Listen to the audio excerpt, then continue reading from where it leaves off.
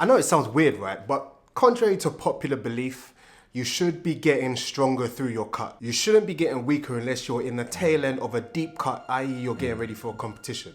So I've broken it down into like 4 or 5 reasons / tips to help you keep your strength and get you feeling Super Saiyan and looking Super Saiyan by the end of your cut. Gabriel, cue that intro. What's going on, everybody? Gabriel Sey, aka The Truth, back with another Teach Me Wednesday to this week, but back to Tuesday next week. But very quickly before we get started, seeing as it's Bank Holiday Monday here in the UK next week and Body Power is just around the corner, I thought I would do a big sale for True Beast Bank Holiday. Let's call it the May Day, Payday Body Power sale. 30% off on Saturday, Sunday and Monday, just in time for Body Power where I'm going to be with bulk powders. Now the first 20 people that come and see me, I see them wearing the True Beast merch, old or new, will get a custom set of dog tags. There's only gonna be 20 of them, so yeah, first 20 people that I see will get the custom dog tags. They're not released yet, but just say thank you, basically. Anyway, on to point number 1, and that is you're dropping your calories too fast. I'm gonna explain all of these like in full after, so let me just list these off and then we'll go into explaining them. Number 2, you're doing too much cardio. Number 3, you're lifting weights to shred down. I'll explain. Number 4, you're not making a note of your performance. And number 5, you're entering the mindset which has been generated by people that don't really know what they're doing into the shred mindset, which is eat a hell of a lot less, exercise a hell of a lot more, and magically you'll shred down. Ta-da! So I mean, these 5 points are very valid, but Gabe, what can I do to combat this? How can I keep my strength gains during this cut? So first of all, let's start with the calorie deficit. I think every time someone goes into a shred, because you see it on like bodybuilding.com and stuff like that, a lot of the time it's just like blanket statements based on numbers, which, you know, science is good, but science is a guideline. Science plus experience is what gives you, I think, solid facts. So the science is that you drop 500 calories to drop a pound a week or whatever. Not everyone's the same. Not everyone has the same metabolism.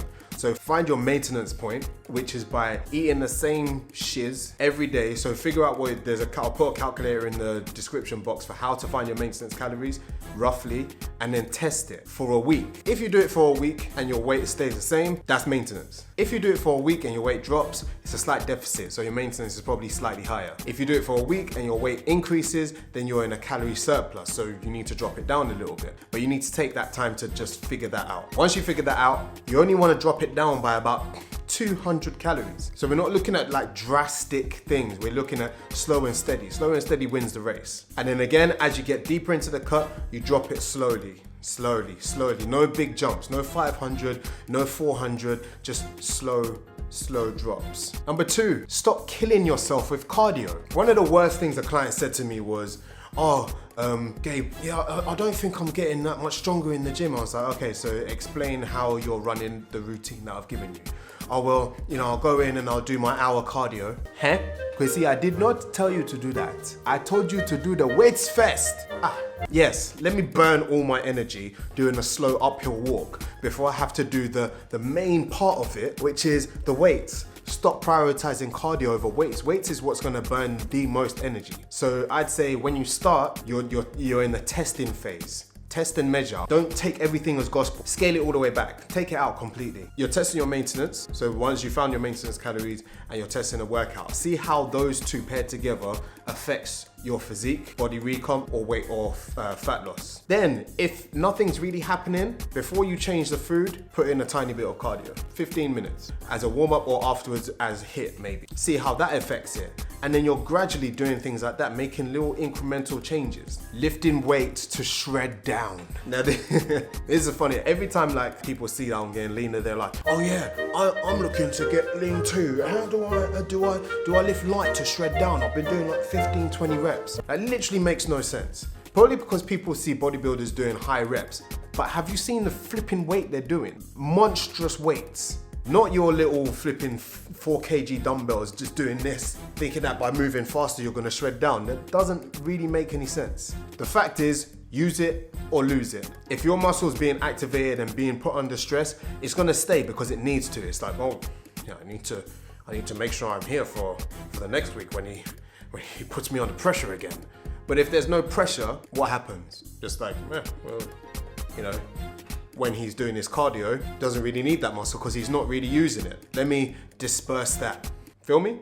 So what you want to do is keep the weight heavy for that rep range that you're performing. So you want to be within the kind of like 80 to 85% of like say your max for that rep range. So you don't want to be failing every week, but you want to be challenging yourself every week. So say like your 12 rep max for bench press is 100 kilos. You go 85 kilos and you do 4 sets of 10, 4 sets of 12. Which takes me on to the next point.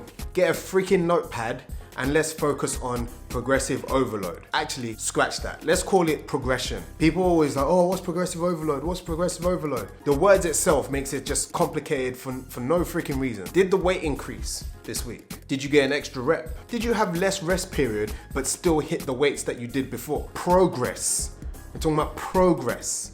It doesn't have to be, oh, add 5.5 kilos every week because we're human. We reach a ceiling. But if you've got some form of progress each week, no matter what it is, and you have those metrics written down, you will develop, you will grow. So sorry about that. It came undone. And finally, stop chasing the numbers on the scale. Pictures don't lie, unless you're Devin Physique with his army of Adobe gains. Honest pictures don't lie. When you focus on the numbers, I don't care who you are, if you focus on the number that's on the scales, you will do stupid shit to get that number down, which ends up being adding a ton load more cardio and reducing your food right down. I've done it before, so I'm not even just spouting off stuff. I've done it before and I've made that mistake. What makes that any different to the juice diets that everyone slates? Tell me. You're just starving yourself to be skinny. You're starving yourself just to change a number on a scale. The judges or the camera does not give two shits about how much you weigh on the scale. You're not gonna step on stage and be like, hit the pose. Yes, well, he looks like he's 85 kilos. Yes, 4% body fat. So mirror first, weight second. And yes, it is the whole energy in versus energy out. But if we expand that a little bit and put in another word, another phrase that no one adds to this is whilst keeping maximum efficiency. If you increase that energy in versus energy out, so it's so far apart, efficiency's gone. You need to bring it back in. Are you working at maximum efficiency? Are you being able to lift enough? Are you able to get through your cardio sessions? Might be a struggle mentally and a little bit physically, but are you able to get through it and do it to the best that you can do and progress with it? Efficiency. Like I mentioned at the beginning, strength will only drop when you're about 2 to 3 weeks out from a show, because at that point is when you're really trying to draw it in. You're really trying to really get the last bits of body fat. So that efficiency side of things, you're fighting for that. You're fighting like tooth and nail to push through, that you start implementing little things to help you get past that. So one of the tactics is called rest pause, which I'll show you in a sec, but let me explain it first. So put on the weight that you did before, or even slightly more, and say you've got like a set of 8 to do. You might split that into 4 reps, then take a 15-second break, and then go again for another 4 reps. So you're still getting the 8 reps of that load, but you're giving yourself that little breather. So the overall volume is there, and you're able to keep pumping out heavy weight through the prep. The point at which you'd rest would be when you feel your form start to break down, or when you just feel like gassed out. Bikini girls shouldn't be losing strength. Wellness categories should not be losing strength. The categories where you don't have to be bone dry shredded, you shouldn't be losing strength. Now I know some of you are gonna take this advice and you're gonna run with it and you're gonna put it to use and you're gonna see your physiques change. Please message me these. Please just call out to me, or if you do this stuff already, reach out to me, because I guarantee you think of these points differently, had come out of the shred mindset, and your physique will look completely different the next time you shred down. But there you have it. That's the end of the video. Hope you guys enjoyed it. Hope it was insightful. Hope you learned something. Don't forget to like the video, smash the ting, yeah? Don't forget to leave a little comment. Oi, hello Gabe. That was some very, very useful information. Brilliant Teach Me Tuesday. I'm going to pass that on. You're gonna share it, nice one. Don't forget to subscribe if you're new to the channel, and I'll catch you on the next one. Peace. Whipping excursion. I gotta pick up that person. In the trap, dripping that working. You're not a gangster, you're just an internet version.